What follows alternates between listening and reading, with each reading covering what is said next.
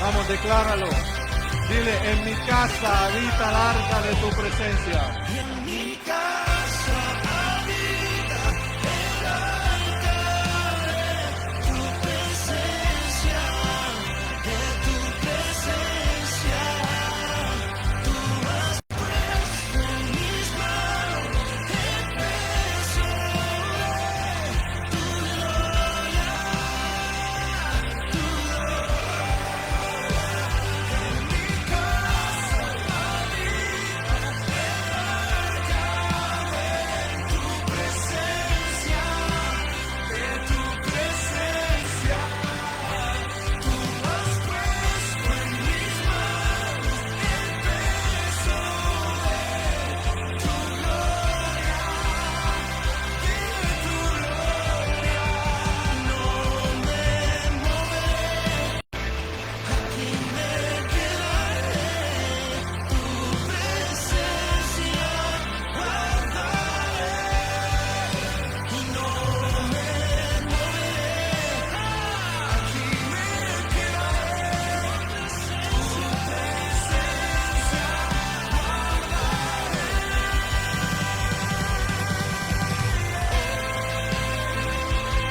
En esta tarde, Señor,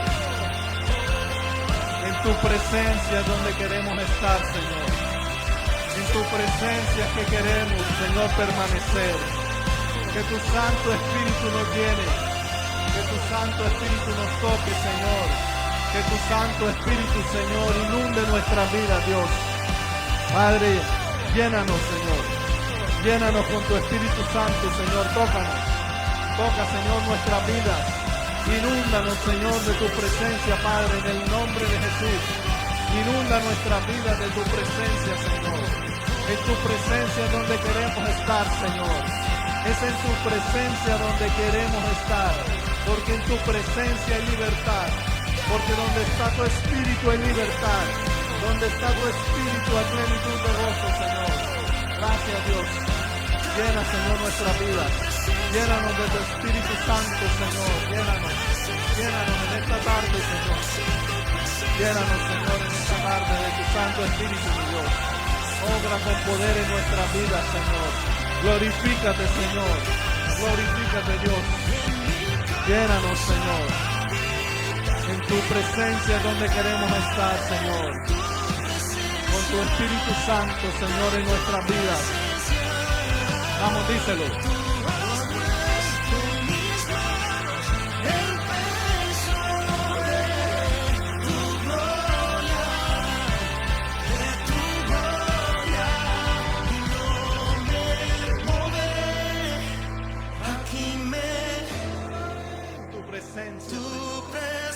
No nos queremos mover de tu presencia.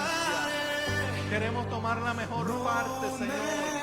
A tus pies, Señor, es donde queremos estar. A tus pies es donde queremos estar. Espíritu Santo, muévete, Señor, en esta tarde, en este lugar. Muévete, Espíritu Santo.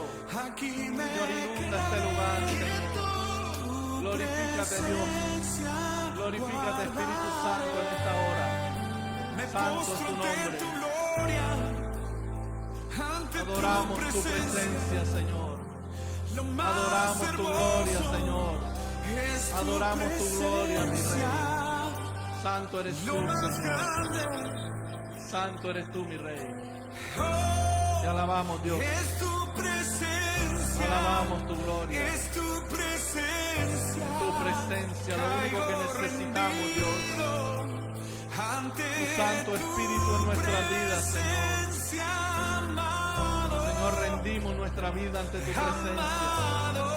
Nos rendimos ante ti, Señor.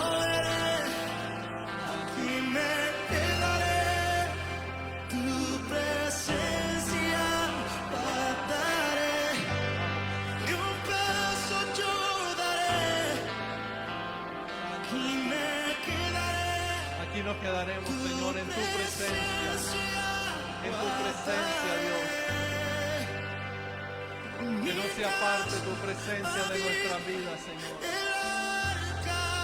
Que no se aparte tu presencia de nuestra vida, Señor. Queremos ver tu gloria, Dios. Queremos ver tu gloria en esta tarde, Señor. el peso de Queremos ver tu tu gloria. gloria. Santo Quiero es tu cuidar nombre. tu gloria. Quiero cuidar tu gloria. Santo eres tú, Quiero Señor. cuidar lo que has puesto en mí. Santo eres tú. Cuidaré tu barca llena Enséñanos, Señor, todo el mundo y gritaré a cuidar tu gloria, Dios. que tu presencia es todo. Santo eres tú, mi Dios. Tu gloria es todo. Hay Santo alguien eres que tú, pueda papá. levantar ahora sus manos y Santo decir eres tú, Señor. cuidaremos el arca de tu presencia. Santo eres tú, mi Dios. Cuidaremos Aleluya. presencia. Te alabamos, Señor. Te alabamos, mi Rey. Santo eres tú, mi Dios. En esta tarde, Señor, te glorificamos. Te glorificamos, Dios. Reconocemos tu grandeza, Señor. Adoramos tu nombre, Señor. Padre, y en esta tarde te damos una ofrenda de aplauso, Señor, a ti. A ti que lo mereces. Eres el único digno. Vamos. Tú lo puedes hacer mejor. Tú lo puedes hacer mejor. Santo es tu nombre, papá. Gracias, Señor. Gracias, Dios. Pueden sentarse. ¿Cuántos se gozaron en este tiempo de alabanza con el Señor? ¿Cuántos le dan la gloria a Dios? Aleluya. Santo eres tú, mi Dios.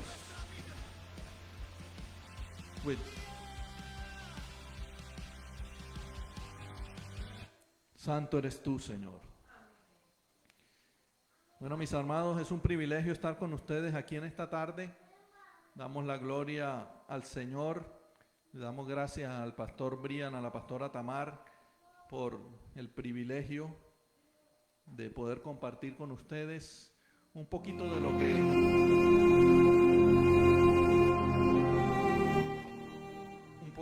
lo que el Señor nos ha regalado en su palabra. Yo quiero hablarles de un tema moderno. Digan conmigo, resiliencia. Díganle al que está a su lado, sé resiliente. La palabra resiliencia es un término moderno. No lo encontramos en la Biblia. Pero lo que significa, sí lo encontramos ahí. La palabra resiliencia tiene un significado un poco extraño, pero la psicología moderna lo describe mejor, aunque la palabra lo describe mejor. La palabra resiliencia viene del latín resilire, que significa saltar hacia atrás o rebotar. Ese es el significado del latín. A mí casi no me gusta encontrar las palabras o mencionarlas del latín, porque en realidad el idioma latín no es idioma bíblico. Ese es un idioma moderno después de Cristo. O sea, es un idioma utilizado por la iglesia tradicional para las liturgias. Amén. Pero no hay en el hebreo ni en el griego una definición para esta palabra, porque por eso les digo, es una palabra moderna. Amén. Aún así, es muy importante para nosotros. Y ya les voy a mostrar por qué. Primero les voy a hablar de la definición que le da la psicología moderna. La psicología moderna dice que resiliencia es la capacidad de adaptarse positivamente a la adversidad, de superar crisis y de salir fortalecido de ellas. O sea, una persona resiliente es una persona capaz de enfrentar los problemas, pero salir vencedor de ellos. Eso es una persona resiliente. Y fíjense que es lo que nos muestra la Biblia de cómo debemos ser nosotros. Disculpe.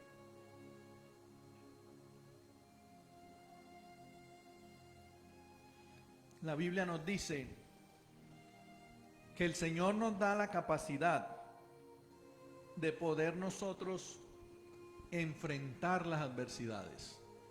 ¿Cuántos aquí han enfrentado adversidades? Todos. De esa no nos salvamos ninguno. La palabra del Señor dice, en el mundo tendréis aflicciones, ¿cierto? Pero nos da una promesa hermosa y nos dice, no temas, yo he vencido al mundo.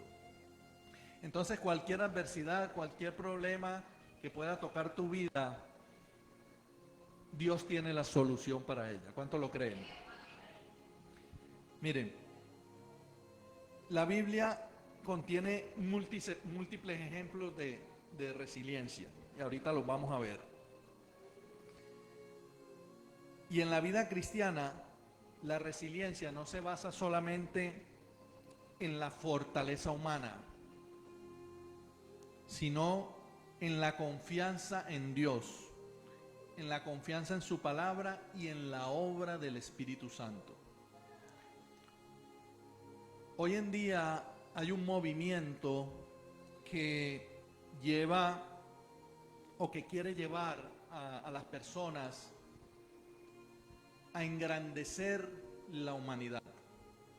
Esto se llama humanismo, por eso se llama humanismo. El humanismo quiere hacer creer a las personas que somos todopoderosos, que todo lo podemos, ¿sí? Que para nosotros no hay limitaciones, que lo que tú sueñes lo puedes hacer. ¿Cuántos han escuchado eso?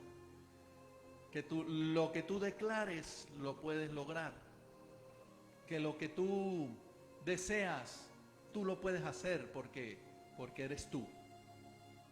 Eso se llama la adoración al yo. Dile al que está a tu lado, deja el yo por fuera. Elimina el yo de tu vida.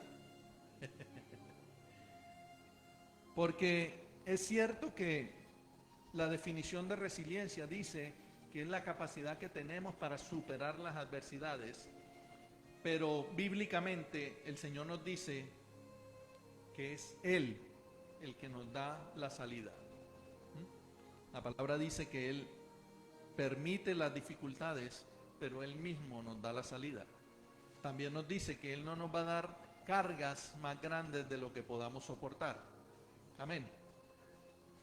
Entonces, el fundamento de la resiliencia es la confianza en Dios, la confianza en su palabra y la confianza en la acción del Espíritu Santo sobre nuestras vidas. Amén. Estos tres aspectos son los que nos llevan a nosotros a poder ser resilientes. Una persona resiliente no niega que pasa por dificultades, no niega el dolor, no niega los problemas, porque una de las cosas que hace el humanismo es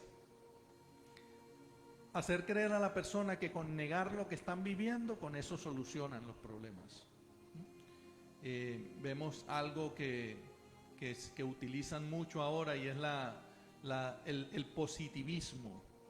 Entonces es no decir estoy enfermo, sino decir yo soy sano porque ya Cristo me sanó. Y es una realidad. La palabra dice que por su llaga fuimos nosotros curados.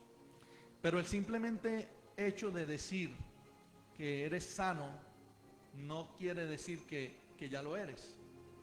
Porque una cosa es cuando tú declaras algo y otra cosa es cuando tú estás seguro de que Dios tiene su mano puesta en ello. O sea, quiero que me entiendan a dónde voy. Muchas veces nosotros estamos convencidos que por el hecho de, digamos, de tener capacidades, de tener estudios, ¿sí? O de simplemente tener una mentalidad positiva, todo lo podemos solucionar. No está mal ser positivos, ¿sí? Porque Dios es un Dios de cosas buenas. Dios quiere siempre lo bueno para nosotros.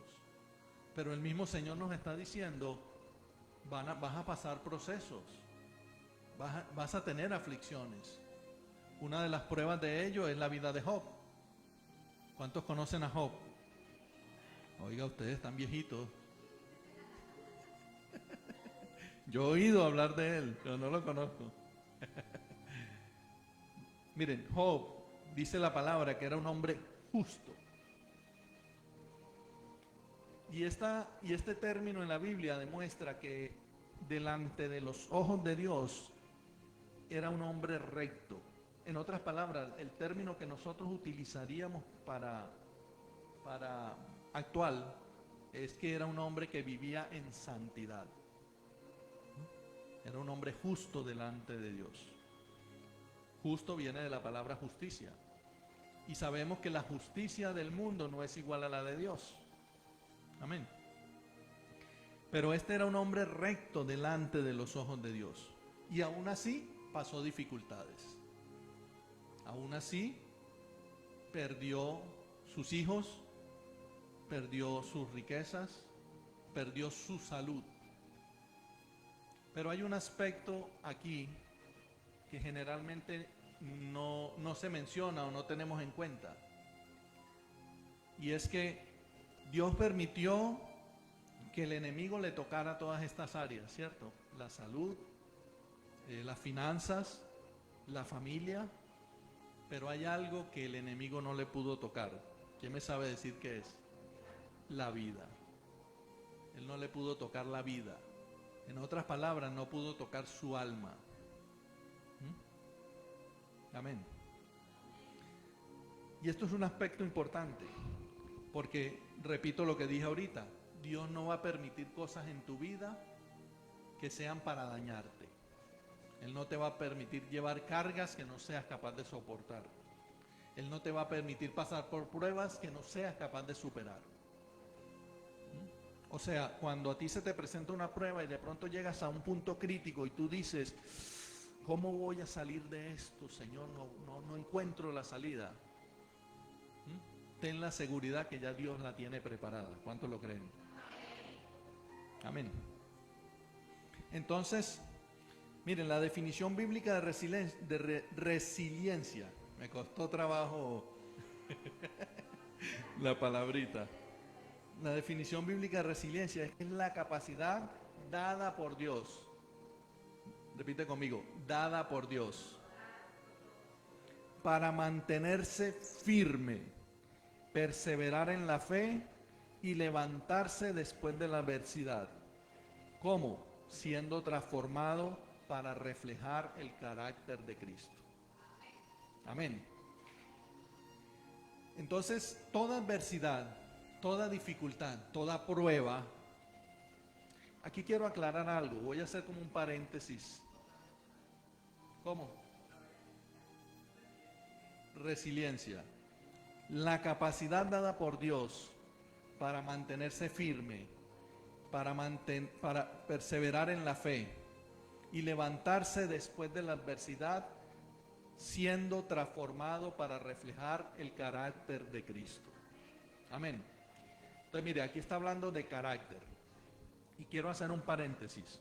Una cosa es prueba y otra cosa es consecuencia por el pecado. Una cosa es que Dios te permita pasar por una dificultad para probarte, y otra cosa es que estés pasando por una dificultad como consecuencia de tu pecado. De ambas puedes salir, ¿sí? De ambas puedes salir. De ambas te va a sacar el Señor. Amén. La diferencia de la consecuencia por el pecado es que siempre va a dejar cicatrices. Siempre la consecuencia del pecado va a dejar cicatrices. ¿Por qué? Porque es una consecuencia. Es una consecuencia de un juicio de Dios sobre tu vida. Recuerden que la palabra dice que la paga del pecado es muerte. Quiere decir que muchos de nosotros no deberíamos estar vivos, ¿cierto? o todos nosotros. Todos somos pecadores. O si alguno es libre de pecado, tire la primera piedra.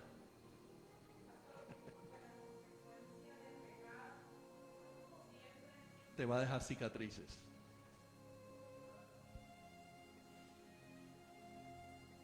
Todos somos pecadores. Ninguno puede decir, yo no he pecado. Y no estoy hablando del pecado que dicen, el pecado que traemos por herencia a causa del pecado de Adán y Eva, ¿cierto? No es ese pecado. Es el pecado de nosotros mismos. Porque todos en algún momento hemos dicho una mentira, hemos murmurado de alguien, de pronto algunos han robado. Espero que ninguno haya asesinado a nadie aquí. Pero fíjense, nosotros le ponemos niveles al pecado. Porque yo comienzo diciendo, hemos dicho una mentira, hemos murmurado, y nos parece algo suave, ¿cierto? Pero cuando decimos ya, este es un ladrón, este es un asesino, este es un criminal, nosotros decimos, este está en un nivel más alto. Para nosotros lo está, pero fíjense que para Dios no. El Señor dice que están al mismo nivel el que difama a su hermano que el que mata. O sea, el que murmura está al mismo nivel del asesino, porque para Dios no hay niveles de pecado. Pecado es pecado. Entonces tenemos que quitar de nuestra mente, del chip, cuando a veces decimos, no, es una mentirita piadosa. No hay mentiritas piadosas, mentira es mentira. ¿Sí? No hay mentiritas blancas, porque algunos dicen que tiene color la mentira. No hay mentiritas blancas, mentira es mentira. A veces estamos tan acostumbrados que lo hacemos inconscientemente. Llegan a tocar la puerta, ay, di que no estoy, no quiero salir, di que no estoy. A veces justificamos eso. Pero tenemos que preguntarnos, ¿Dios también lo está justificando? ¿O Dios simplemente nos está diciendo, no lo hagas porque es pecado? Amén. Entonces, cuando nosotros pasamos por una adversidad, tenemos esa adversidad, cuando es puesta por Dios, es una prueba. ¿Sí?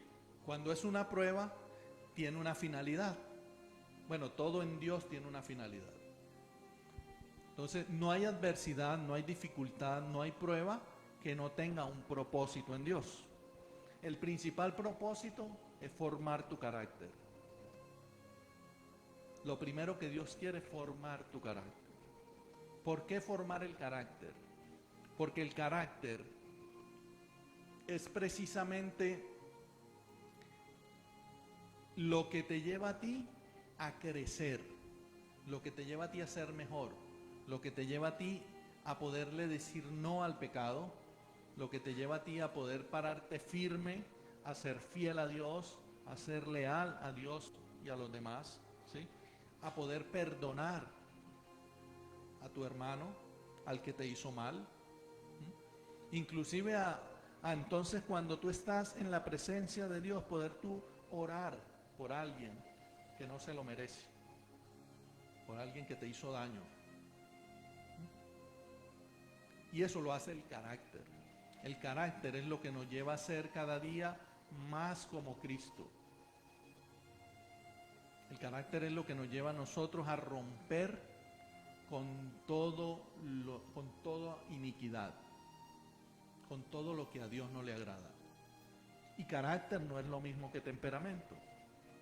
Temperamento es lo que te lleva a ti a ser de pronto iracundo, ¿sí?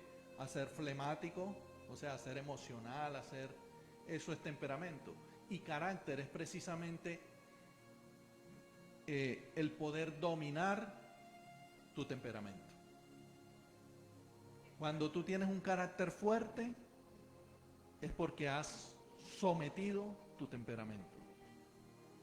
A veces decimos, es que tiene un carácter fuerte porque se enoja. No tiene carácter fuerte. es un débil de carácter. Lo que tiene es un temperamento fuera de control, exacto. No tiene dominio propio. El dominio propio es un fruto es parte del fruto del Espíritu.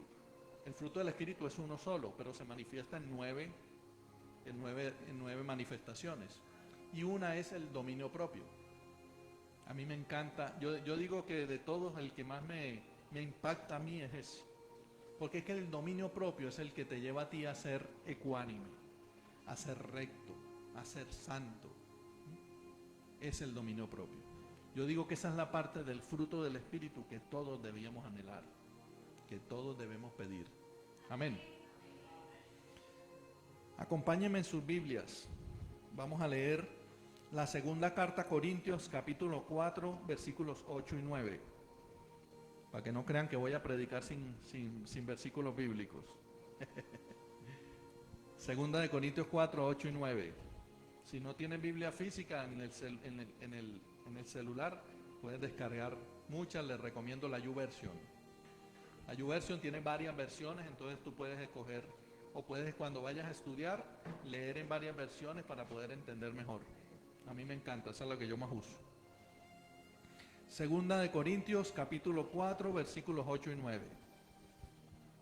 Dice la palabra del Señor: que estemos atribulados en todo, mas no angustiados, en apuros, mas no desesperados, perseguidos, mas no desamparados,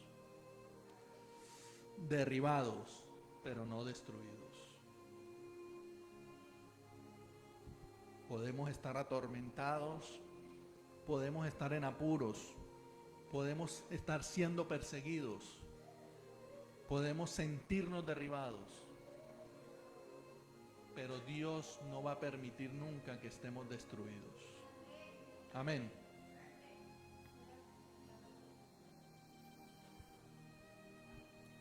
Filipenses 4:13 dice: todo lo puedo en Cristo que me fortalece. Repítelo conmigo: todo lo puedo en Cristo que me fortalece.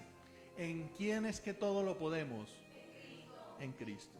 No es en mí, no es por mis títulos universitarios, no es porque yo sea el más inteligente, porque mi coeficiente intelectual sea de 580.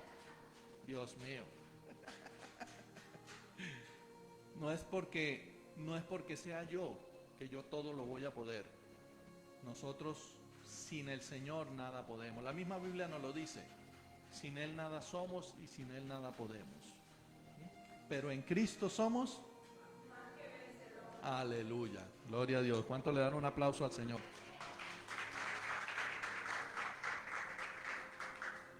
Entonces, todo lo podemos en Cristo. Todo tiene solución en esta vida. Todo tiene solución. Miren,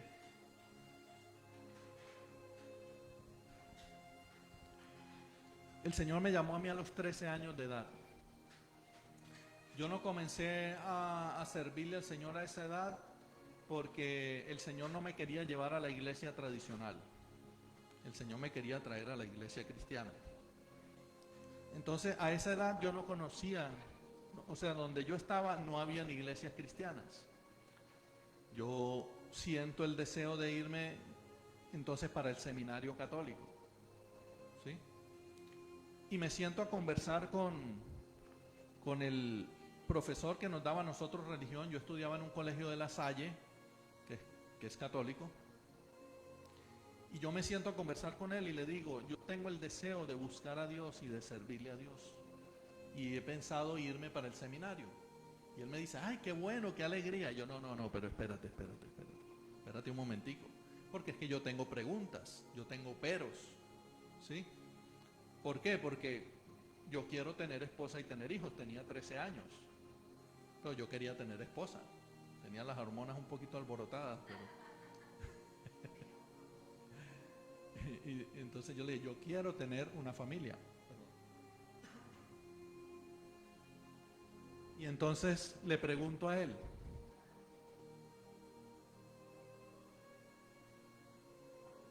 Yo en ese tiempo leía bastante. Ahora leo un poquito menos. O sea, sí leo, pero ya no me da tanto el tiempo como cuando uno está muchacho. Yo por eso le digo a los jóvenes y a los niños aún, aprovechen la niñez y la juventud, que es donde tiene uno el tiempo bastante para poder crecer, para poder leer, para poder instruirse, para poder aprender. Porque ya después las ocupaciones, el trabajo, el ministerio, muchas cosas no le permiten a uno todo el tiempo.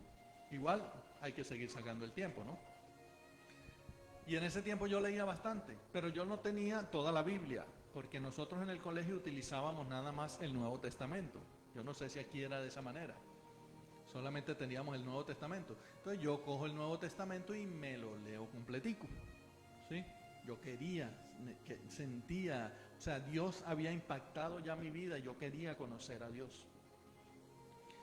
Y cuando hablo con él yo le digo, se llamaba Juan, le digo, Padre Juan, pero yo quiero saber por qué la iglesia, yo no decía la iglesia católica, la iglesia tradicional, porque yo no conocía la iglesia cristiana, entonces para mí esa era la iglesia. Yo le decía, yo quiero saber por qué la iglesia prohíbe, por qué la iglesia prohíbe que los sacerdotes tengan esposa cuando la Biblia aquí dice, cada ministro tenga una esposa. ¿Cuántos lo han leído? Dice, cada ministro tenga una esposa. Entonces yo le pregunto a él eso y él me dice, no, sí, eso dice la Biblia. Y yo le digo, bueno, pero ¿por qué? ¿Ah? ¿Dónde lo dice? Ya. Vamos a buscarlo. Eso es así, eso es buscándolo claramente.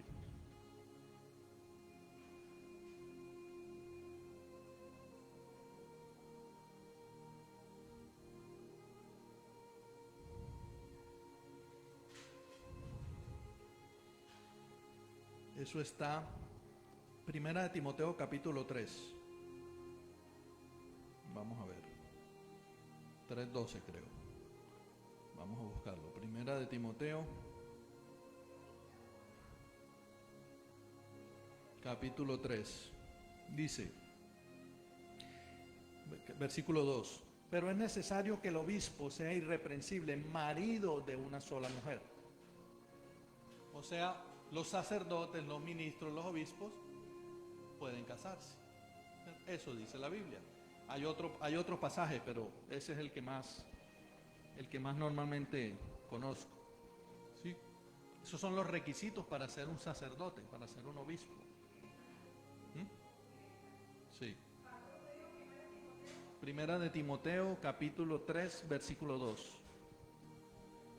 Esos son los requisitos para el sacerdote.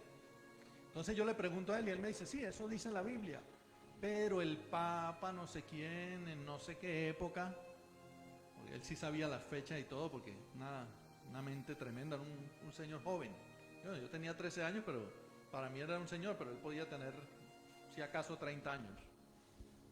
Y él sabía exactamente dónde estaba esa información. Y él me dice, el Papa no sé quién, en tal año, instituyó que los sacerdotes no se casaran para que se dedicaran al servicio y no se distrajeran con nada más. Yo le dije, pero la Biblia dice esto. Ah, sí. ¿Cierto? Sigo preguntando. Yo le sigo sacando peros. Yo tenía peros contra muchas de las cosas que tradicionalmente hacen, ¿no? Y a lo último, entonces, celibato se llama. El celibato, esa es la ley del celibato. Sí, el voto del celibato. Entonces, yo le pregunto y sigo preguntándole otras cosas. O sea, yo le pregunté, porque yo me encuentro ahí en bueno, inclusive la versión que yo tenía, tenía los libros deuterocanónicos. ¿Cuántos saben lo que son los libros deuterocanónicos? Los libros deuterocanónicos, la Biblia es el canon oficial, ¿cierto? Y los deuterocanónicos son libros que no fueron aceptados dentro del canon oficial. No están dentro del canon cristiano, pero están dentro del canon católico. ¿Sí? Esos libros deuterocanónicos no son aceptados en la iglesia cristiana porque no se pudo comprobar que sean 100% inspirados por el Espíritu Santo. No son 100% inspirados por Dios.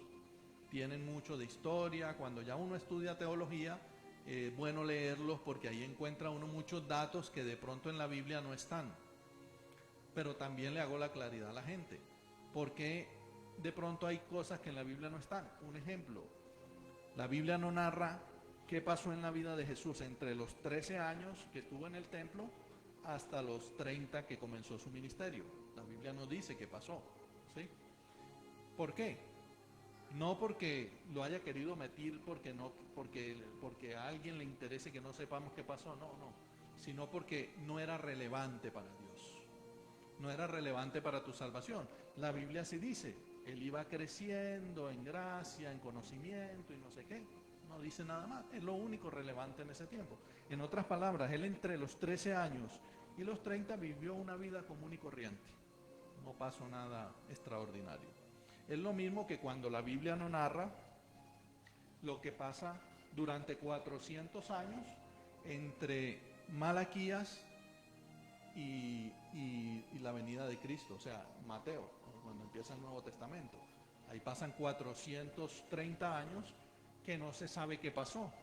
Pero en los libros deuterocanónicos sí hay unos libros que narran qué pasó durante esos 430 años. Entonces mi esposa y yo una vez hicimos un estudio acerca de ese libro, el libro de los Macabeos, y pudimos entender por qué. Pudimos entender por qué de pronto no era relevante para Dios lo que había pasado allá, ¿sí? Pero cuando narran los libros de Macabeos, bueno, logra uno entender cuál era la finalidad, pero también vimos por qué esos libros no están dentro del canon bíblico cristiano, ¿sí? No eran inspirados por Dios. Son libros históricos que narraban lo que había pasado históricamente, pero no venían inspirados por el Espíritu Santo. Es más, ocurrieron cosas que si estuvieran dentro de la palabra, la gente podría tomarlos como que esa es la forma de actuar de Dios y no lo es. Los invito a que lo lean y me cuenten. El asunto es que yo decido no irme para el seminario. Pasan años. En ese momento yo aprendí algo de la lectura de la Biblia. Yo aprendí dos cosas importantes. Una, la Biblia es la palabra de Dios. Lo que está por fuera de la Biblia no es de Dios. O sea, si Wilson, por ejemplo, escribe un libro y dice, es que a mí Dios me reveló esto y aquello y aquello y aquello, pero eso que él escribió no está conforme a lo que ya está estipulado aquí en la Biblia, eso no es de Dios. O sea, yo no le puedo agregar ni quitar. Tiene un pitico el micrófono. Si quieres, bájale un poquito. Yo no le puedo agregar ni quitar a la Biblia. Miren, y Dios es tan sabio que Dios le puso 2 sellos a la palabra. Dios selló el Pentateuco. El Pentateuco son los libros de la ley, los primeros 5 libros de la Biblia, ¿cierto? Cuando Dios termina de inspirar el Pentateuco, Él le pone un sello. Creo que está en el libro de Deuteronomio. Y ahí dice, no le puedes quitar ni agregar a la palabra. Ese sello era para el pueblo hebreo, ¿cierto? Eran los que estaban en ese tiempo. Pasa todo el tiempo, viene Cristo y nace el nuevo pacto, el nuevo Testamento. Cuando se termina de escribir el Nuevo Testamento, en el último capítulo de Apocalipsis, Dios vuelve y le pone un sello nuevamente a la palabra. Y dice lo mismo, que no le podemos quitar ni agregar nada a la palabra. Porque si lo hacemos, eso traerá maldición a nuestras vidas. ¿Sí? Porque hay algo que tenemos que entender. La Biblia es la palabra de Dios. O sea, es la voz de Dios. Es Dios mismo hablándonos. No es la voz de un hombre. No es la voz de... Todo lo que Dios permitió que quedara escrito en el canon es porque Dios lo quiso así. ¿Cuántos lo creen? Entonces, también nos dice la palabra, toda la escritura es inspirada por Dios y es buena para redarguir, para corregir, para instruir, para enseñar. Amén. Entonces, cuando pasa el tiempo, yo ya después vuelvo y conozco del Señor dentro del propósito que Dios había puesto. Pasaron 13 años para yo comenzar a caminar en el Señor. Pero para nuevamente, o sea, de los 13 a los 26, para que yo pudiera voltear mi mirada al Señor, porque no fue que durante los 13 años no tuve la oportunidad de buscar del Señor. Simplemente que como en ese momento no pasó, en el momento en que vino el fuego de Dios a mí a los 13 años, no lo pude hacer y creo que fue propósito de Dios que no ocurriera en ese momento. Pero luego de eso, 2 años después, yo vengo para Colombia, yo no vivía aquí, yo vengo para Colombia y aquí sí conozco las iglesias cristianas. A la primera iglesia que me invitaron fue a una iglesia, fue a un servicio de los testigos de Jehová. La mamá de una amiguita iba a una iglesia de los testigos de Jehová, me invitaron allá. Y lo que les iba a decir ahora, miren la importancia de haber leído la Biblia. Cuando tú no lees la Biblia, tú no tienes las herramientas para poder decir esto es de Dios o esto no es de Dios. Pero cuando tú lees la Biblia, cuando tú la estudias, la escudriñas, procuras memorizar lo que más puedas, ¿sí? Tú tienes en tu mano ya herramientas para poder identificar lo que es o lo que no es de Dios. Entonces, me invitan a esa iglesia, yo voy y me doy cuenta de una cantidad de cosas que dijeron allá que yo dije, no, esto no es de Dios. Pero luego de eso, pues sigo mi vida. Ustedes saben que entonces ya uno llega a la juventud y ya quiere vivir la vida loca, ¿cierto? Como dice un cantante vallenato por allá, la vida de parrandas y mujeres. Y entonces, bueno, yo comienzo a trabajar, empecé a trabajar con minitecas, con sonido para orquestas, o sea, yendo a los pueblos. Mejor dicho, yo pasaba de parranda en parranda. Trabajando, pero estaba de parranda en parranda, porque yo a donde iba me levantaba, sí. Y entonces me pegaba mi bailada, etcétera, etcétera. Pero llegaron los 26 años.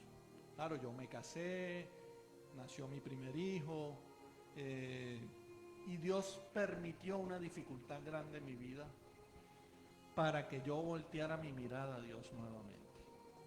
Miren, la primera vez, prácticamente, como dice uno por ahí, Dios me llamó con lazos de amor, ¿sí? Pero la segunda vez me llamó, sí, me jaló fue con la vara de que jalan las ovejas. Y entonces pasé por una dificultad y en medio de esa dificultad yo vi la gloria de Dios. En medio de esa dificultad yo me pude arrodillar una noche a las 3 de la mañana y decirle, Señor, no encuentro qué hacer, ya no puedo más. Bueno, ese día en la tarde había pasado algo que no sé si contarlo o no. Yo inclusive en medio de esa situación me quise quitar la vida. Y Dios no lo permitió. Dios tenía un propósito. Dios no lo permitió y entonces esa noche yo me arrodillo llorando y le digo, Señor, necesito que tú hagas algo en mi vida. Y ese día tuve la primera experiencia sobrenatural con el Señor. Yo pude sentir el amor y el abrazo de Dios. Yo estuve como alrededor de 4 horas ahí, arrodillado, llorando, tocado por el Espíritu del Señor. No me quería salir de esa gloria. Yo no sé cuántos lo han vivido, cuántos en algún momento han podido entrar en esa gloria de Dios. Si no lo has vivido, te recomiendo que lo busques. Te recomiendo que lo busques, porque no se imaginan lo maravilloso que es. Y uno no se quiere salir de ese momento. No quisiera que ese momento no acabara nunca. Y ese día el Señor tocó mi vida y yo dije, comienzo a buscar del Señor. Ocurrió eso, al día siguiente un milagro tangible, económico, para yo poderme movilizar, irme para Medellín. Yo estaba aquí en Santa Marta, irme para Medellín, solucionar lo que estaba pasando y comencé a ir a la iglesia. Comencé a ir a la iglesia, todo aparentemente muy bien y todo, y volvió otro momento de crisis, porque el problema que había ocurrido aquí no se había solucionado, apenas había sido como como dice uno ahí, un tramoyo nada más. Volvió el problema, volvieron las dificultades. Yo me formé como pastor, el Señor me llamó al pastorado y en medio de la dificultad, digamos que en ese momento yo desprecié el primer llamado al pastorado, o sea, a pastorear una iglesia, porque no me sentía capacitado ni emocionalmente, ni por una dificultad que tengo pues de siempre, y el de un problema de memoria, que yo sé que, bueno, ya el Señor me está sacando de eso, ¿sí? El Señor poco a poco ha ido mejorando mi memoria, inclusive ahora me acuerdo de cosas que en otro momento pues me hubiera costado más trabajo, y entonces yo desprecié en ese momento el llamado pastoral, y salí a rodar. Me fui para un lado y para el otro y rodaba para acá y para allá. Iba a las iglesias, nunca dejé de buscar a Dios, porque nunca dejé de buscar a Dios. Siempre busqué dónde congregarme. Pero en ese buscar dónde congregarme, conocí a alguien y me invitaban a una iglesia y yo iba. Y el Señor me mostraba unas cosas allá. Bueno, iba a otra iglesia y volvía el Señor otra vez y me mostraba, o sea, dándome ya, mostrándome cosas que ocurrían en la iglesia. Y eso en vez bueno, gracias al Señor nunca se llegó a dañar mi corazón al punto de decir definitivamente yo con esto no voy. No, pero sí iba de un lado y otro y no encontraba el lugar, no encontraba así. Tristemente hay iglesias donde pasan cosas terribles, donde hay ministros, hombres de Dios, porque no podemos decir que no son hombres llamados por Dios, haciendo cosas incorrectas. No estoy hablando de cosas de pronto del área sexual y esas cosas, no, me refiero a cosas como simplemente mostrar una santidad que no viven. De pronto, bueno, me tocó el caso de un pastor. Eso es predicar y no aplicar. Me tocó el caso de un pastor que usted lo veía en la iglesia muy atento, muy amable, muy formal con todo el mundo, pero en su casa era un maltratador. Le pegaba a su esposa, le pegaba a los hijos, era terrible. Y el Señor me permitió ver eso. Y el Señor me dijo, háblale. Y yo le hablé. Ese hombre no aceptó el llamado, no aceptó. ¿Quién eres tú para venir a decirme a mí eso? Bueno, yo no soy yo, el Señor me dijo que te lo dijera, ya yo cumplí. Pasa el tiempo, pero miren, en medio de todo esto llegó un punto inclusive de a pesar de que de pronto el Señor seguía haciendo cosas en mi vida, yo pensé que el pastorado no me lo iba a devolver. O sea, me sentí como Saúl, me sentía desechado por el Señor. Pero ahí vino lo crítico. Y les estoy contando este testimonio porque yo sé que lo que les voy a decir les va a animar a buscar más de Dios. En medio de todo esto, yo me sentía desechado por el Señor. Yo decía, desprecié el pastorado y yo pensé que el Señor no me lo iba a devolver. Pero aún así yo tomé la decisión de servirle a Dios. Yo le dije, Señor, pastorado o no pastorado, yo te voy a servir. Estaba viviendo en Maracaibo, en Venezuela, y sentí de parte del Señor, el Señor puso en mí el deseo de venirme de allá. O sea, allá no encontré nada. O sea, no porque no hubiera iglesias, no porque no fueran del Señor, sino que para mí, o sea, el llamado para mí no era allá. Entonces, yo le digo al Señor, bueno, Señor, me voy para Santa Marta y te voy a servir, así sea que me tengas el resto de mi vida nada más que lavando baños. Esas fueron las palabras. Me vine para Santa Marta con una mano adelante y otra atrás. A nosotros allá no nos iba mal económicamente. Tuvimos hasta 3 negocios. Pero por el cambio, por la mudanza, digamos que ya al querer vender las cosas allá, no valían nada. Entonces llegamos aquí, así, con una mano adelante y otra atrás. Empecé a trabajar de mototaxi. Ese fue el primer trabajo que tuve. Y en medio de eso el Señor me llevó a una iglesia. O sea, en la esquina de la casa donde yo vivía había una iglesia. Conocí al pastor. Pude, digamos que lo conocí y llegamos, o sea, como que hubo afinidad en ese momento. Aunque ahí ocurría algo y era que yo sabía que había un legalismo ahí en esa iglesia. Aún así, Dios ahí me mostró que me iba a dar una segunda oportunidad.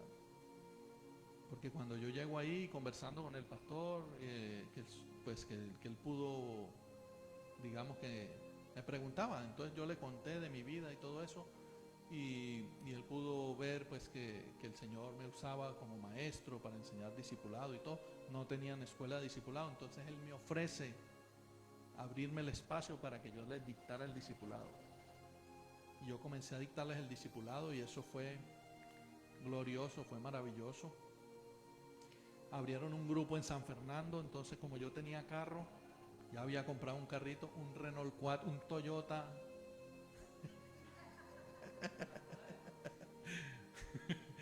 Una Toyota Land Cruiser, un Renault 4. Y ofrecí el carro para llevar a los hermanos que iban allá al grupo ese que tenían en San Fernando.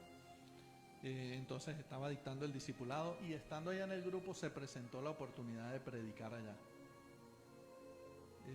Me pidieron un día que compartiera la palabra porque el muchacho, el líder, que era el líder de jóvenes, que era el que tenía el grupo, se enfermó de la garganta y no podía hablar. Y yo compartí la palabra a la semana siguiente otra vez, o sea, lo hice como 4 o 5 veces seguidas. Y de un grupo que iban las 4 personas de la casa, que eran los que prestaban la casa, y como 2 o 3 vecinos más, llegó a 25 personas en 4 semanas.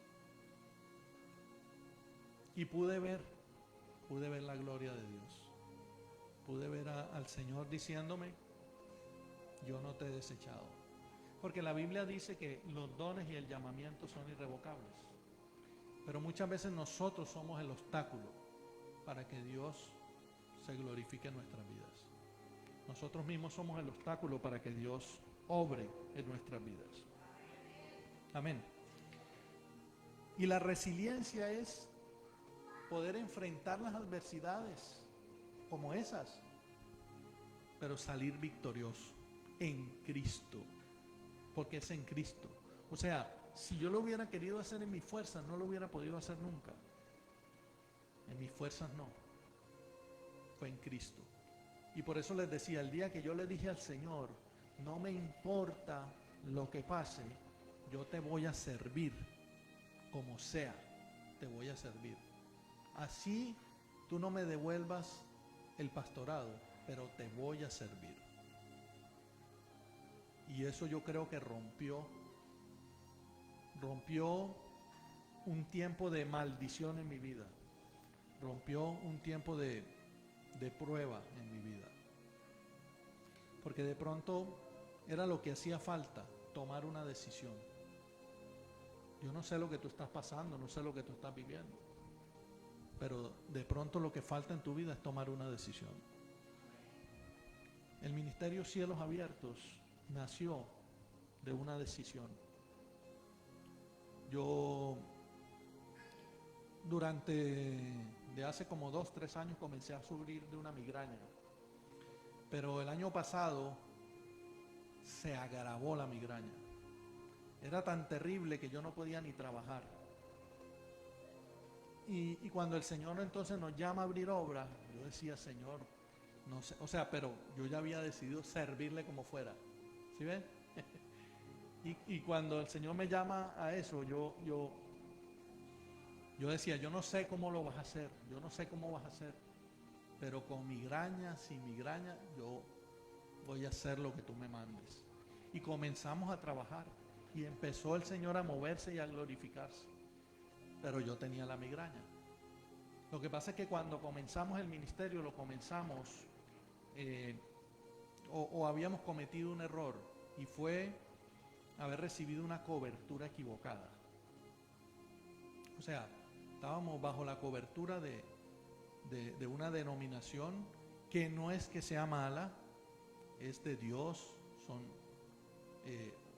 un pastor que es un hombre de Dios, tremendamente usado, un hombre de Dios, pero para lo que el Señor quería hacer conmigo no era ese el lugar. Simplemente, eso es todo. Y el Señor aprovecha, miren, el Señor aprovecha cada circunstancia, o Él la permite, que Dios conoce tu futuro. Dios conoce el pasado, pero conoce el futuro. Entonces Él aprovecha circunstancias para generar bendiciones en tu vida. Yo digo que Dios aprovechó la migraña para darme una palabra que rompiera y que me pudiera llevar a entender el error que había cometido. Y Él me dice, inclusive fue a través del pastor Brian. Yo comencé a venir con él aquí a las escuelas de música. Y un día que llegué aquí a la escuela de música, llegué pero mal, muriéndome de la migraña, del malestar, un mareo, que no me podía, unas ganas de vomitar horrible. Y yo llegué aquí y él oró por mí. Y cuando él ora por mí, el Señor lo utiliza para darme una palabra. Y él me dice, el día que tomes la decisión que tienes que tomar, ese día te vas a curar de la migraña. No sabía ni siquiera cuál era la decisión. O sea, no me la imaginaba siquiera. De eso pasaron 3 meses más o menos. Y entonces ahí ya vino la revelación de cuál era la decisión. La decisión era salir de esa cobertura. ¿Sí? Esa era la decisión. Vino un pastor, aquí tuvimos un evento conjunto de un pastor que vino de Aruba, el apóstol Ezequiel Anthony, cuando eso era profeta. Y Dios usó a ese hombre como consejero, porque todo esto que estaba pasando inclusive estaba generando problemas hasta con mi esposa, porque a ella le estaban ocurriendo cosas con el ministerio que yo ni siquiera sabía. Asimismo, como yo estaba atribulado, turbado porque ya en mi corazón ya el Espíritu Santo había puesto que algo pasaba y que algo tenía que cambiar, y eso estaba generando problemas. Entonces él llega y nos sirve como consejero. Contamos, pudimos hablar lo que estaba pasando, mi esposa manifestó lo que estaba pasando con ella, y él me dijo, bueno, tienes que tomar una decisión. Y yo sacaba todas las excusas del mundo, no, pero es que esto, no, pero es que aquello, no, pero es que aquello. Bueno, mi esposa molesta. Él me dijo, bueno, sabiamente él me dijo, bueno, hagamos algo, no tomes la decisión ahora. Eso fue 29 de septiembre del año pasado.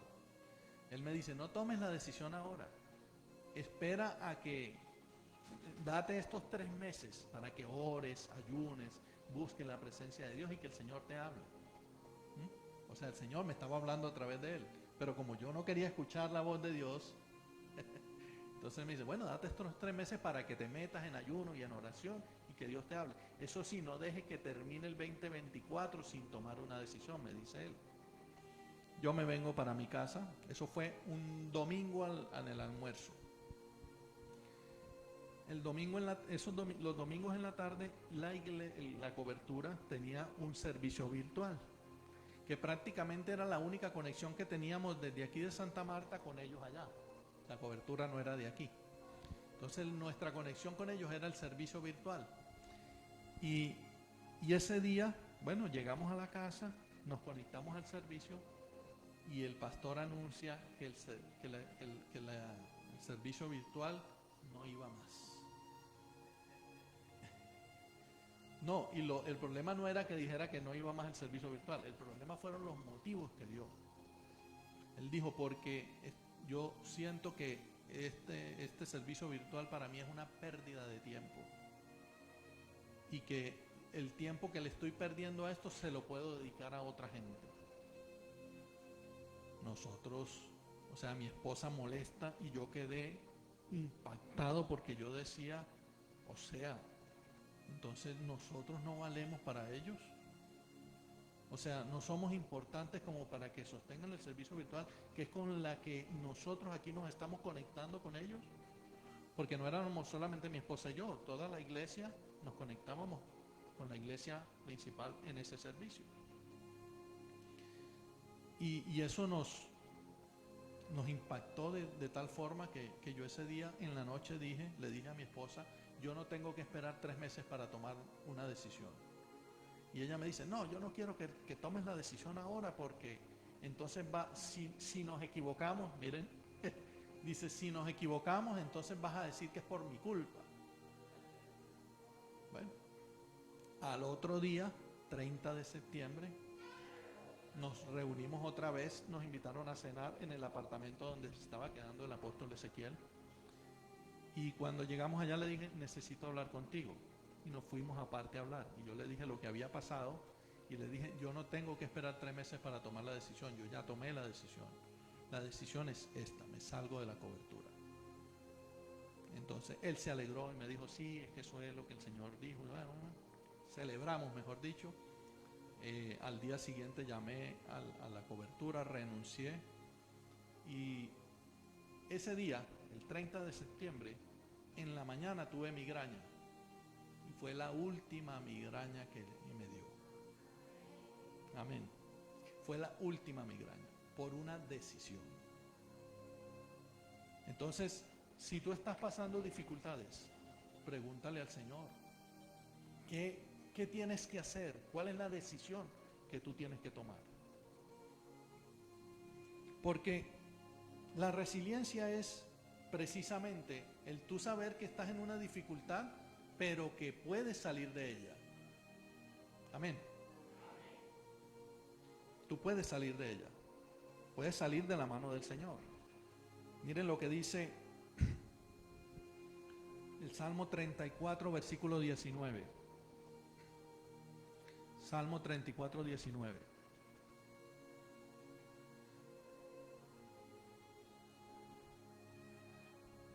Dice, muchas son las aflicciones del justo, pero de todas ellas le librará Jehová. Amén. Yo no sé lo que estás viviendo, pero de lo que estás viviendo te va a sacar Jehová. Amén. Aleluya. Miren, el cristiano resiliente reconoce las pruebas, pero también confía en la victoria de Dios. Amén.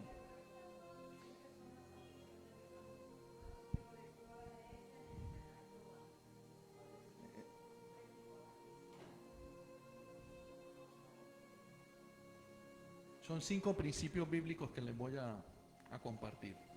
El primero es reconocer la adversidad sin perder la fe. Fue el que acabamos de leer. Amén. El segundo se llama perseverar con esperanza. Diga conmigo, perseverar. La Biblia dice, el que persevere hasta el fin, este será salvo. ¿Qué quiere decir? Que durante toda tu vida tienes que perseverar. Amén.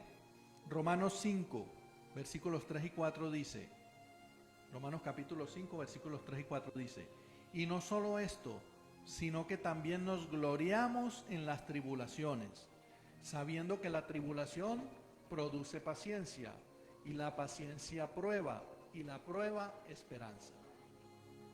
Nos gloriamos en las tribulaciones. ¿Cuántos de aquí se glorían en las tribulaciones?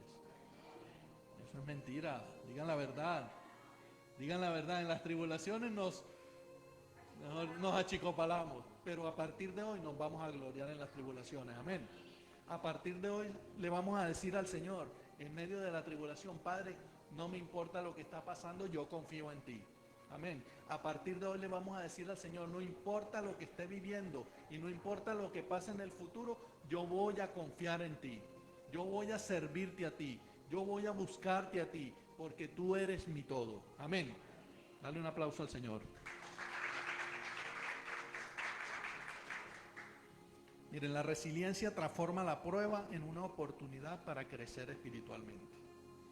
La palabra del Señor dice, hijitos, yo quiero que seas prosperado en todas las cosas y que tengas salud, así como prospera tu alma. Lo que a Dios más le importa es la prosperidad de tu alma. Lo que a Dios más le importa es la salvación de tu alma. A Dios no le importa si tú eres pobre o eres rico. Miren, hay pobres más felices que muchos ricos. Y hay ricos que son tan ricos que lo único que tienen es plata. Pero tienen hogares destruidos, tienen una vida amargada, están pensando todo el tiempo de cuál poste colgarse, porque no es la riqueza, pero sí quiero que sepas algo, a Dios no le, mejor dicho, para Dios no está mal que tú tengas riquezas, para Dios está mal que las riquezas sean el primer lugar en tu vida, que las riquezas le quiten a Dios el primer lugar. Entonces Dios te puede prosperar. Él lo dice. Yo quiero que seas prosperado en todas las cosas. Y esto no es el evangelio de la prosperidad que dicen algunos. Pero es que, miren, Jesús de lo que más habló fue de finanzas. ¿Lo sabían? De lo que más habló Jesús fue de finanzas. ¿No me creen? Miremos las parábolas. La parábola del sembrador. Lo que tú siembres, cosechas. ¿Qué cosechas? El fruto del trabajo. ¿Cuál es el fruto del trabajo? Tú hoy no tienes un cultivo, no sé, bueno, algunos, no sé, bueno, el pastor sí tiene finca y tiene sembrado y él sí sabe, Wilson sí sabe lo que es eso, ¿sí? Pero lo que él cosecha, lo que él produce, ¿en qué se representa? En dinero, finanzas. ¿Sí o no? ¿Ah? El trabajo, por eso, a eso me refiero. La mayoría de nosotros no sabe lo que es un cultivo y lo que es sacar de ahí el fruto del cultivo, pues y después se convierte en dinero, lógicamente, ¿cierto? La mayoría de nosotros trabajamos ¿por qué? Por dinero. ¿Nos pagan con qué? Con dinero, ¿cierto? Entonces, el principio de la siembra y la cosecha para ti, ¿qué es? Dinero, ¿cierto? Otra parábola, la parábola del hijo pródigo, dinero, la herencia, claro que sí, la del hijo pródigo. ¿Qué le dio el padre al hijo? Dinero. ¿Qué derrochó el hijo? El dinero. El dinero. La de las monedas, la de los talentos, la de los talentos. ¿Qué eran los talentos? Dinero. ¿Qué fue lo que le dio el Señor a su siervo? Dinero. ¿Para qué? Para que lo administraran. La de la moneda perdida, ¿qué era? Dinero. Una mujer que se le perdió una moneda y se desesperó y movió toda la casa y todo para buscar una moneda que se le había perdido. Dinero. ¿La de? Él mismo dijo, cuando lo quisieron, porque esa era la forma como los fariseos lo querían tentar, ¿sí? Entonces llegaron a decirle, tienen que pagar impuestos. Y los discípulos le preguntaron, maestro, ¿qué hacemos? Bueno, da al César lo que es del César y a Dios lo que es de Dios. ¿De qué estaba hablando? Finanzas. Entonces, la oveja perdida es una representación de, pero sí, es de un alma, pero sí, digamos que, porque si volvemos a lo mismo, así como el cultivo para el que siembra representa dinero, el que tiene ovejas, las ovejas para él también representan dinero, porque ese es su medio de sustento, ¿cierto? Entonces digamos que también ahí está representado el dinero. Entonces de lo que más habló Jesús fue de dinero. Amén. A él no le duele enriquecerte. Miren, de lo que más me gusta de estos pasajes es la forma cuando Dios nos habla. No es lo mismo que Él te diga siervo, o que Él te diga obrero, o que Él te diga por tu nombre, inclusive, fulano, ¿cierto? Carlos, a que Él te diga hijito. ¿Quiénes son papás aquí? Cuando usted le dice a tu hijo, hijito, ¿qué siente? Un amor increíble, ¿cierto?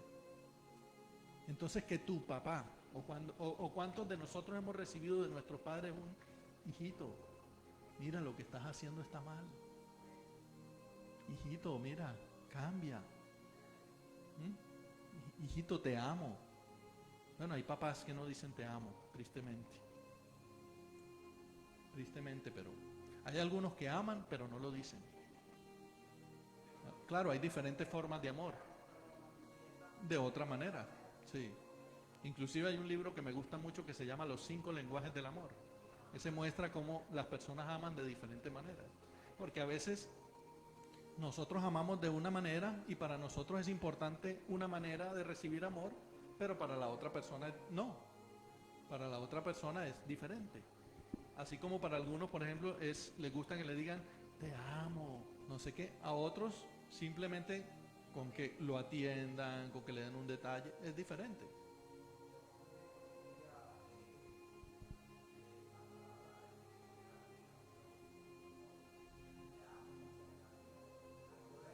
Sí.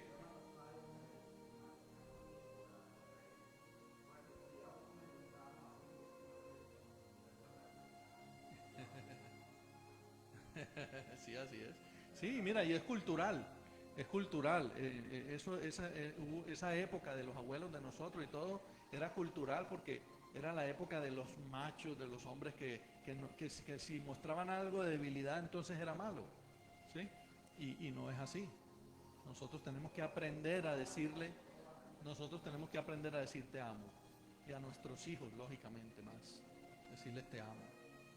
Amén. Entonces, es una oportunidad para crecer espiritualmente. También es una forma de renovar las fuerzas en Dios. Ahora decíamos, no es en mis fuerzas, es en las de Dios. Amén. Segunda de Corintios capítulo 12 versículos 9 y 10 dice, Segunda de Corintios 12, 9 y 10 dice, y me ha dicho, bástate mi gracia, porque mi poder se perfecciona en la debilidad. Por lo tanto, estas son las palabras de Pablo, dice, por lo tanto, de buena gana me gloriaré más bien en mis debilidades, para que repose sobre mí el poder de Cristo. Por lo cual, por amor a Cristo me gozo en las debilidades, en las afrentas, en necesidades, en persecuciones, en angustias, porque cuando soy débil, entonces soy fuerte. Di conmigo, cuando soy débil, entonces soy fuerte en Cristo. Amén. El resiliente depende de la gracia de Dios para levantarse una y otra y otra y otra vez. Amén. Cuarto, la resiliencia nos permite a nosotros aprender del sufrimiento. Miren, nosotros tenemos que aprender. ¿Cuánto tiempo me queda?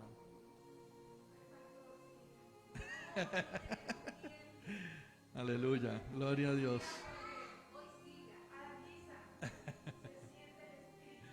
Aleluya, gloria a Dios, toda la gloria es para el Señor. Miren, nosotros tenemos que aprender y tenemos que aprender de las dificultades, tenemos que aprender de lo malo. Miren, aprender lo que no se debe hacer también es aprender. no solamente nos enseñan lo que debemos hacer, porque cuando la palabra habla de que somos redarguidos, es el Señor diciéndonos también, esto no lo debes hacer, esto está mal. Amén. Debemos aprender del sufrimiento. Miren lo que dice Job, capítulo 23, versículo 10. Dice, mas Él conoce mi camino, me probará y saldré como oro. Amén. Repítelo conmigo, dice, mas Él conoce mi camino, me probará y saldré como oro. Amén. Aleluya. El sufrimiento en las manos de Dios nos purifica y nos fortalece.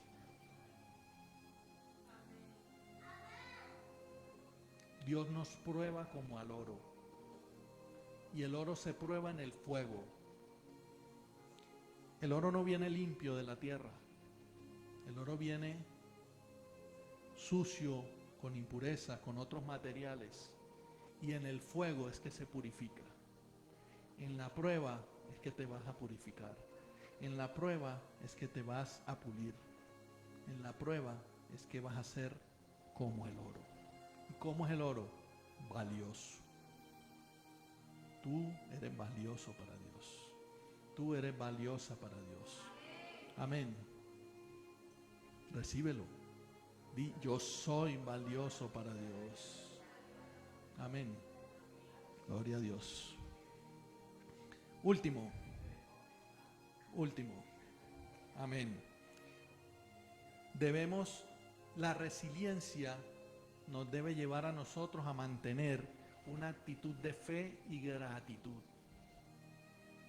Primera de Tesalonicenses 5, versículos 16 al 18.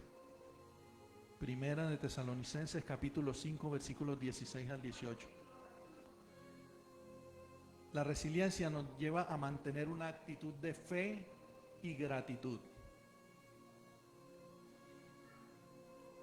Miren, Primera de Tesalonicenses 5, 16 al 18 dice, estad siempre gozosos, orad sin cesar, dad gracias en todo, porque esta es la voluntad de Dios para con vosotros en Cristo Jesús.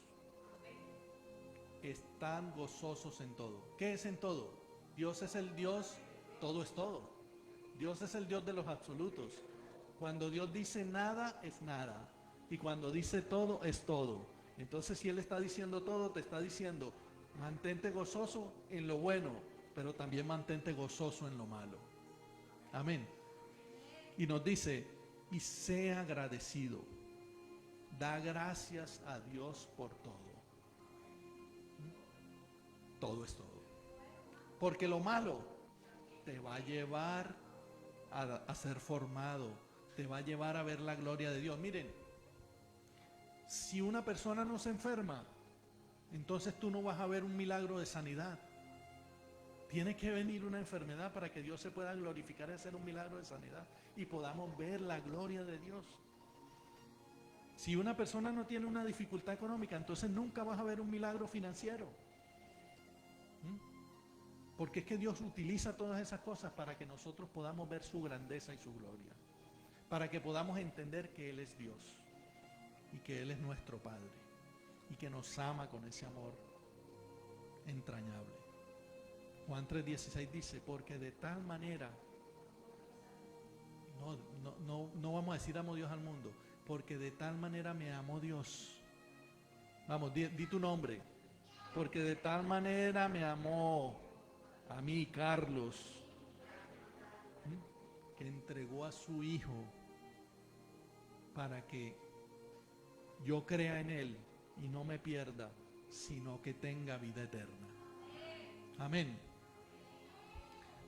Entonces la gratitud en medio de la adversidad nos mantiene firmes y esperanzados. Amén. 3 ejemplos así rapiditos. José, ¿cuántos conocen a José? Génesis capítulo 37 al 50 nos habla de José, uno de los 12 hijos de Jacob, ¿sí? uno que fue traicionado por sus hermanos, fue metido en una cisterna, después fue vendido como esclavo porque tuvo un sueño.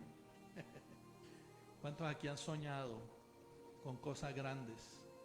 ¿Cuántos aquí han soñado con que el Señor los va a llevar a puestos, a posiciones altas? A todo el mundo no se le pueden contar los sueños.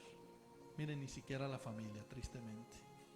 A veces las familias son nuestros mayores enemigos en nuestro crecimiento espiritual. ¿Sí? Y a mí me gusta algo que dijo Jesús cuando oró por sus discípulos. Esa fue la última oración de Jesús por los discípulos. Él dijo: Padre, yo no te pido que los saques del mundo. Dios no nos va a sacar del mundo. Dios no nos va a sacar del lado de nuestra familia. Él le dijo: pero te pido que los protejas del mundo. ¿Por qué? Dios no te va a sacar de tu familia. ¿Por qué? Porque es que tú eres llamado a ser luz. Tú eres llamado a ser la manifestación y la representación de Cristo delante de tu familia, delante de tus amigos, delante de tus vecinos, delante en tu lugar de trabajo, en tu lugar de estudio. Tú eres llamado a ser la mejor representación de Cristo aquí en la tierra. Entonces Él no nos va a sacar del mundo, no nos va a llevar a otro planeta, ¿sí? Él nos tiene aquí en el mundo para que la gente vea la obra de Cristo a través de su Espíritu Santo en nosotros, ¿sí? Y ellos también lleguen a conocer al Señor. Amén. Entonces José les cuenta el sueño a los hermanos y ellos lo traicionan. Y Dios usó lo que le ocurrió a José para llevarlo a Egipto y ponerlo en un puesto de autoridad. Pero a mí lo que más me gusta de esa historia es que a pesar de haber sufrido, a pesar de haber estado encarcelado, de haber sido difamado, de haber sido traicionado, José no le pagó con la misma moneda a los hermanos, ni al papá. Cuando llegan los 7 años de escasez y ellos por necesidad van a Egipto a buscar comida para comprar, porque tenían con qué. O sea, no eran pobres, no fue que fueron a pedir limosna, ellos fueron a pedir que les vendieran granos para poder comer. Y se encuentran con José, ni siquiera lo reconocían. Tremendo, ¿ah? ¿Cómo es posible que no van a reconocer a su propio hermano? Y claro, lógicamente él está vestido diferente. Usted sabe que los egipcios, bueno, no sé si saben, los egipcios pues hasta el corte de pelo se lo hacían diferente, no sé. Pues según las historias televisivas, ellos se rapaban la cabeza y se hacían colas y no sé qué. Diferente a los hebreos eran pelo largo, la barba, diferente, ¿no? Pues claro, ellos lo ven y no lo reconocen. Y José, cuando lo ve, se postra delante de Dios a llorar. Y después regresa donde sus hermanos y les dice: yo soy José. Los hermanos se asustaron porque pensaron que él se iba a vengar de ellos. Pero no fue así. Él pregunta por su padre y les dice: traigan a mi padre. Se quedó con uno de los hermanos, ¿no? Como para obligarlos a que no se fueran a ir y no fueran a volver. Se queda con uno de sus hermanos, pero no eran malas intenciones porque la Biblia no lo muestra. La intención era que él quería ver a su papá. Y Dios es tan bueno que cuando él trae a su papá, Faraón le dice a José: tráelos a vivir aquí a la ciudad contigo y que no les falte nada.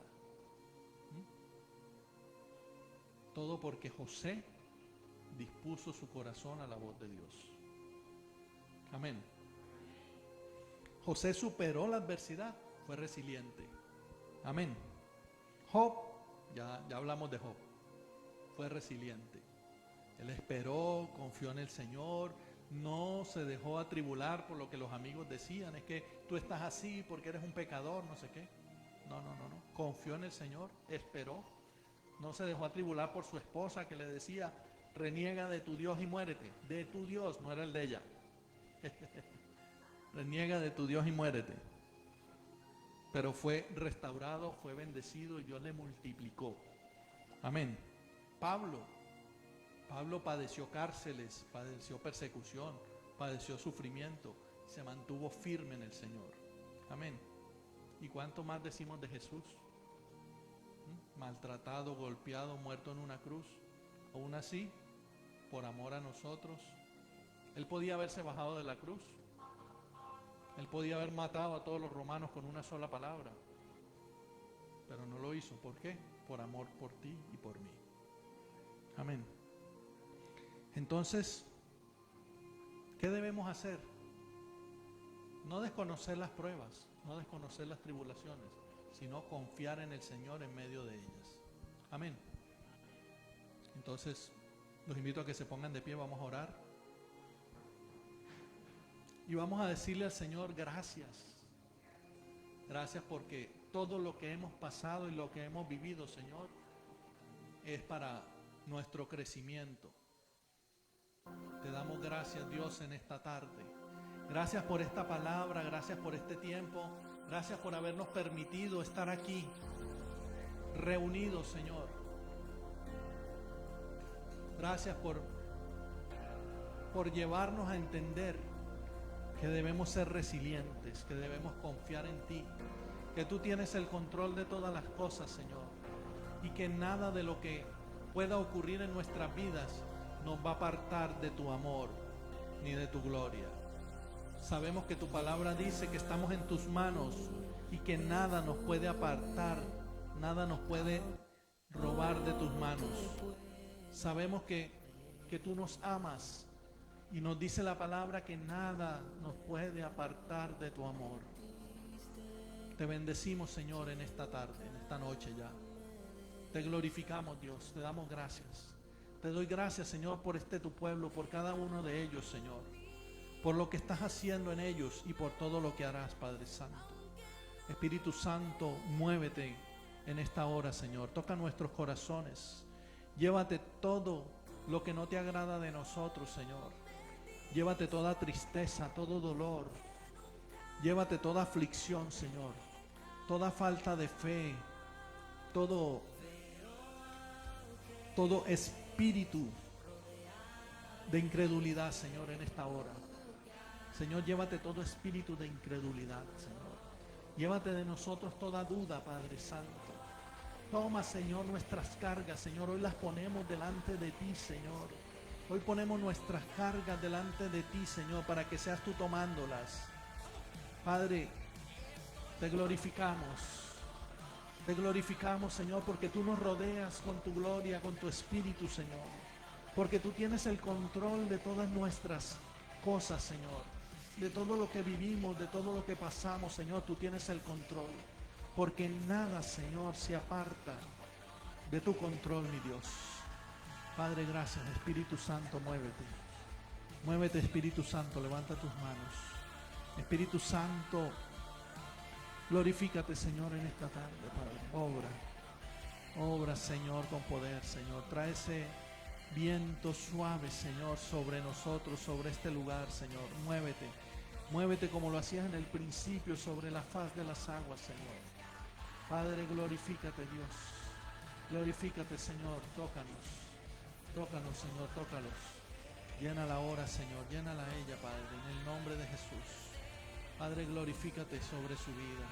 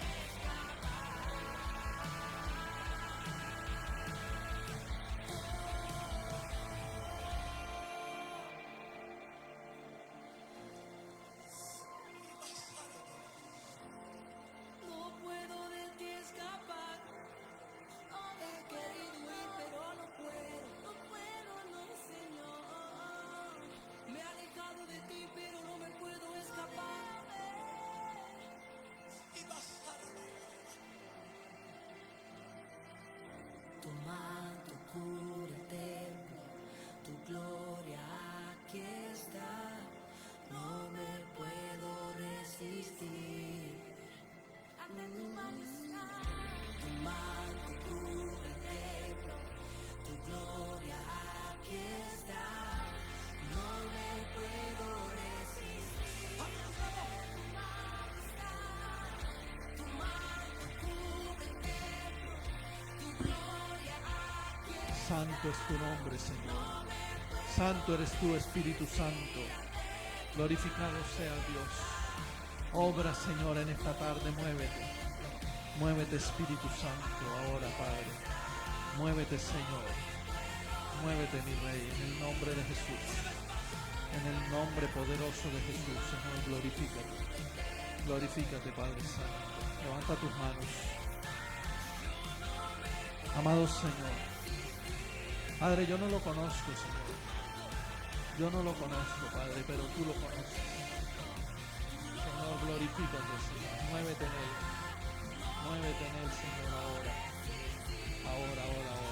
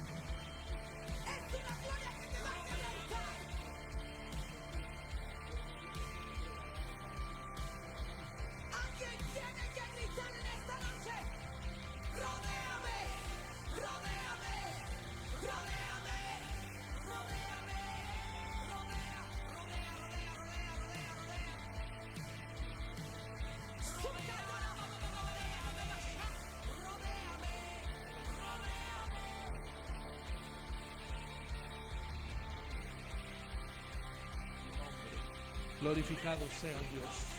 Espíritu Santo, gracias. Gracias, Señor. Gracias, mi Rey. Gracias, Señor. Gracias, Espíritu Santo. Gracias, Señor, por lo que estás haciendo, Padre. Gracias, Señor, por lo que harás, mi Dios. Bendice a esta tu casa. Bendice a este tu pueblo, Señor. Bendice a cada uno de ellos, Señor, en esta hora, en el nombre poderoso de Jesús. Señor, bendícelos con toda bendición material y espiritual, Señor. Inúndalos de tu Santo Espíritu, Señor. Úngelos con tu aceite fresco en esta hora, Señor. Úngelos con tu aceite fresco, Señor. Llénalos, Señor, de tu aceite fresco, Señor. Rompe toda cadena y toda atadura, Señor, en esta hora. En el nombre de Jesús. Llévate toda aflicción. Llévate todo dolor, toda tristeza, Señor. Toda preocupación, Señor. Porque tú tienes el control de sus vidas. Tú tienes el control, Señor. Gracias, Dios. Gracias, Espíritu Santo. Gracias, Señor. Lléname, lléname con tu súbele. Lléname, lléname con tu poder. Lléname, lléname con tu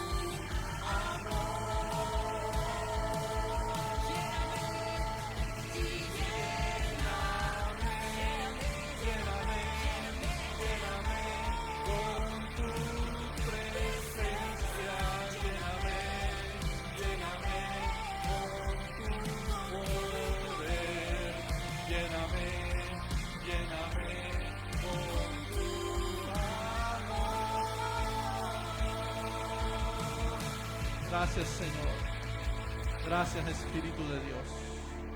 Gracias, Padre. Te bendecimos. Te alabamos. Te glorificamos. En el nombre poderoso de Jesús. Te damos un fuerte aplauso a ti, Señor, en esta tarde. Te glorificamos. Gracias, Señor. Gracias, mi Rey. Gracias, Padre. En esta hora oramos por las ofrendas, por los diezmos, Señor. Que seas tú bendiciendo, Señor, a cada persona, Señor, aquí en este lugar, a cada familia, a cada hogar, Señor. Que seas tú bendiciendo las ofrendas y los diezmos, Señor. Que seas tú bendiciendo sus alacenas, su provisión, Señor. Sus trabajos, sus empleos, sus negocios, Señor. En el nombre poderoso de Jesús. Te damos gracias, Dios. Gracias, bendito Rey. En el nombre de Jesús. Y todos te decimos amén, amén y amén. Aleluya, gloria a Dios. Gracias a todos. Bendiciones. Gracias, Pastor Carlos. Un aplauso le damos al Señor por la vida del Pastor Carlos, que lo usó grandemente. Gracias, Pastor Carlos, por dejarse usar de nuestro Padre. Bueno, le damos las gracias a Dios por permitirnos estar nuevamente aquí y le pedimos que siga glorificándose en nuestras vidas.